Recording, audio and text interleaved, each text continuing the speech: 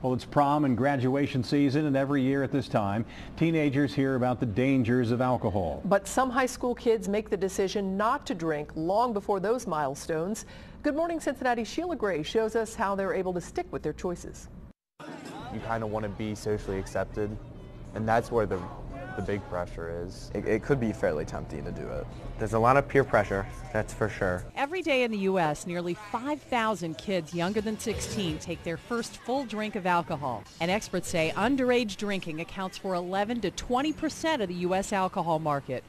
But these three high school seniors can boast as they get set to graduate that they've never had a drink. A lot of it was just attaching myself to the right type of people that had the same values. CJ is class president. Tom's a future chemical engineer. I always just thought it was not an intelligent thing to do. Mark's a starter on the state champion basketball team. I think I made that choice to be in the drug-free club because,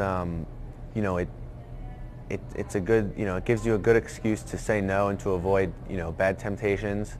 Schools across the country have programs and clubs which promote saying no to alcohol.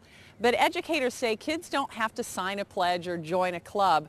What's really important is surrounding teens with positive peer pressure to help them make good decisions.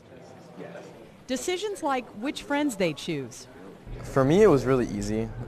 My friend group, none of us do drink or do any type of drugs or anything. Making sure that we're respecting our bodies and trying to get the most out of our talents. When all the people that care about you, like parents, teachers, coaches, and brothers, siblings, if they're telling you something, it's probably right.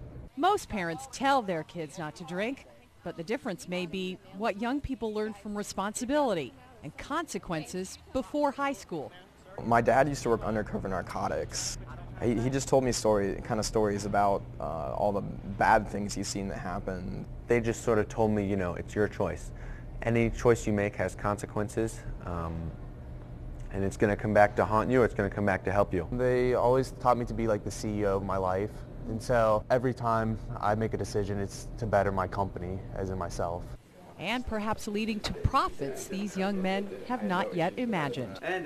Sheila Gray, Local 12 News.